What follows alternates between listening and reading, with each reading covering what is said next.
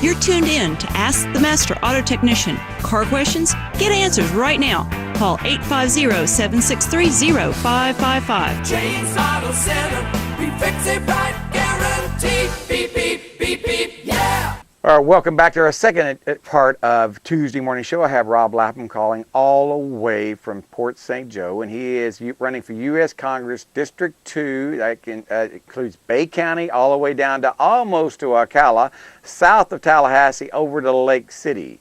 Is that the pretty well the whole district right there, Rob? I pretty well lump it up. James, that's most of it. We also go north of Bay County, all the way up to Bonifay. We took in a piece of Holmes County, all of Jackson County. So there are 19 counties in total, of which 14 are 100%, and then 5 counties are. It's crazy how they draw these lines.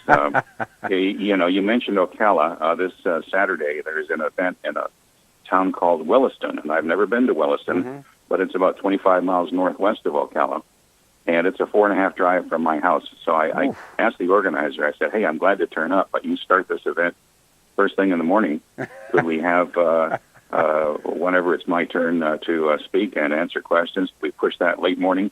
And they made it available at noon, so I don't have to get up at dark 30. That's wonderful. I have to get up at dark 30 just to be able to do the show every morning. But but when you're having to drive on the highway when it's dark 30, it gets a little scary out there. There's lots of things on the highway that you don't see till you get right up on them early in the morning. But you're going to be traveling. You're traveling all over northwest Florida, really all over north central Florida, I should say, because it really is the central part of Florida, the Panhandle part of Florida.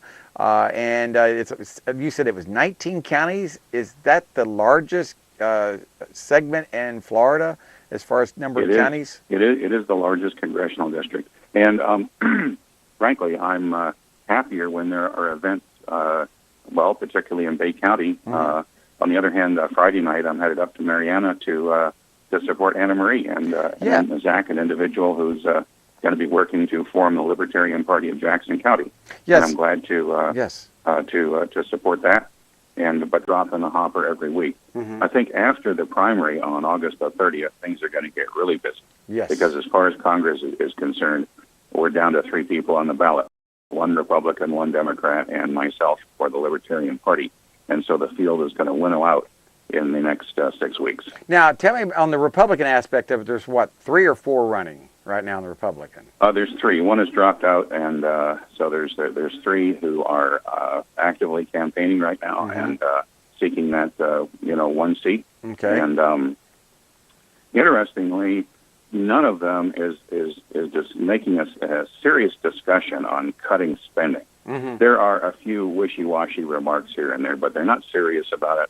All 3 of them want to increase military spending, and they first came out with that one at a debate they were all at, FSU-sponsored debate in Panama City at the end of March. Right. And I understand, especially in the Panama City area economy, how important the military is. Yes. But we already spend $600 billion a year on our military. That's 8 times the amount the Russians spend, and I continue to ask how much is enough. These folks will just spend you right into the poorhouse. They have no plan to balance the budget. One of them talks about it on his website. But, James, let me tell you, the first balanced budget amendment bill, introduced in the House of Representatives by a Republican, happened in 1936. A congressman from Minnesota, forget his name. It's been a long time. Nothing's happened. Nothing's going to happen. No, you're right. Just lip service. It's all it is lip service to appease the masses out there to think you're doing something, trying to make a balanced budget. But that's not going to happen. They won't do that. The president doesn't have power of line item veto either. So they just put all these packages together and make everything crammed into it. And then they're supposed to read it, understand it, and vote on it. And that's how the system's been working for years, and that's one of the reasons we're in so much debt. Back in 1971, we went off the gold standard.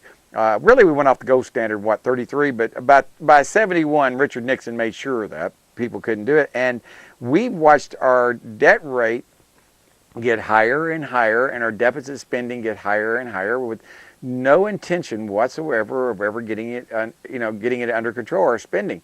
And they keep talking about, we need more military spending. And like you said, we do more military spending than the 8 combined countries behind us, including Russia, China, and the other countries behind them as far as spending. And the catch is, it seems like everyone's got their hand out wanting to pad their pocket. Their pocketbook is, let me have my hand out. Let me build this weapon for you. Let me do this. And a lot of these weapons are very expensive and really don't work like they're supposed to. I mean, the F-35, that's a perfect example right there, how they're trying to make that jet work.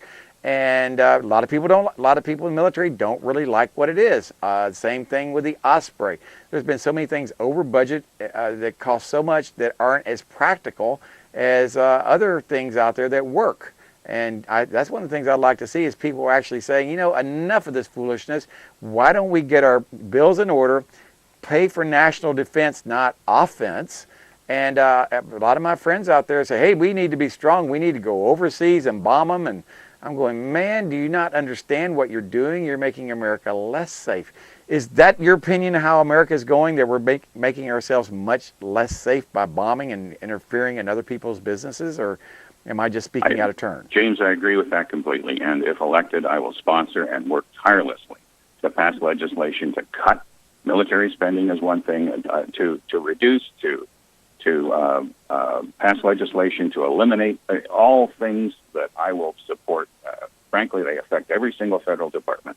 We're spending too much in a whole bunch of areas. And you raised the fact that we went off the gold standard decades ago. Mm-hmm. One of the interesting facts on the as far as gold and our national debt, if you look at all of the gold that is held by the United States Treasury, held by our federal government, that's about 20 million ounces of gold. Mm-hmm. And it sounds like a whole lot. But if you express our $19 trillion debt at today's gold prices in terms of gold, it's 800 million ounces of gold. Mm-hmm. We only have 20. Right. There is no way that we could settle our national debt in gold. Yep. It boggles the mind. People don't, most folks just, there's 12 zeros behind that 19, and it's a number that's so large that it's very difficult to get a handle on. I can't grasp it. But the debt of the United States is a serious problem. It ought to be number one on the agenda of anybody running for Congress. And frankly, the candidates for Congress will talk about it more as they realize that it's something they can't avoid. But no matter what they say, James, there's a funny thing happens as you get closer to Washington. There's a 64-mile circular interstate, I-495, mm-hmm. which is known as the Capital Beltway. Mm-hmm. And anybody running for Congress, as soon as they cross that line, something funny happens to them. They get into Washington, and they forget about all the promises that they made to their constituents. And as far as the national debt is concerned, this has been going on for 88 years now. Mm-hmm. It didn't matter who you elected in the past during your lifetime, during the lifetime of any listener. The folks they voted for, whether Republican or Democrat, they continued to grow the national debt. This is because they spent more money than they took in. And it's not going to be any different for a Republican or a Democrat elected this time, which is why the voters should elect a libertarian, myself, because I will work tirelessly to make cuts to get the debt under control. Now, I've had some people in the Republican Party say, which caucus you going to join, the Republican caucus or the Democratic caucus? And I'm sitting there going, why do you have to join any of these committees or caucuses when you get up there? I mean, it sounds like to me it's a social club. There is a good reason to join a caucus if you're wanting a seat on a particular committee that passes legislation. But let me throw out, I get this question, I have had this question before in meetings that I've held with potential constituents. Mm-hmm. And I usually throw out the ideal, from my perspective, the ideal mix of the Congress would be something like 215 Republicans elected to Congress, 215 Democrats, and 5 Libertarians. Now you got a total of 435. And frankly, those 5 Libertarians, of which I would be one, will exercise enormous power. You won't have to join a caucus. Mm-hmm. Rather, you can swing a particular issue one way or another. If the 5 Libertarians elected side with the Republicans on a particular issue, then that's the way the vote will go. Again, the objective is to cut the debt. Yes. And I do not know at this point if I am elected by the constituency, I don't know which party, if either, I would caucus with. Likely, I would caucus wherever the best advantage is to libertarian interests. Absolutely. As you know, Bernie Sanders caucused with the Democrats, even though he's been an independent socialist all his life, as far as I know. But I don't think a libertarian with our socially liberal, socially tolerant, yet fiscal conservative philosophy, obviously there are elements there that might cause one to align with either party for the purposes of exercising the most libertarian influence that we possibly could. Yeah, you're absolutely right. It would be a tough call, but I think you would be an influencing vote up there, because people, if I'm not mistaken, close to 50% of the people that vote out there are no party. They don't belong to Republicans. They don't belong to the Democrats. They're no party affiliate, or Libertarian, or Green Party, or Silver Surfer Party, or whatever they may be. But a lot of people are just tired of the parties, as you've seen that. They're not happy with Republicans. They're not happy with Democrats, and that's why we think this may be the year of the Libertarian, because a lot of people are starting to pay attention to the Libertarians that are running for office. We got two that are presidential material.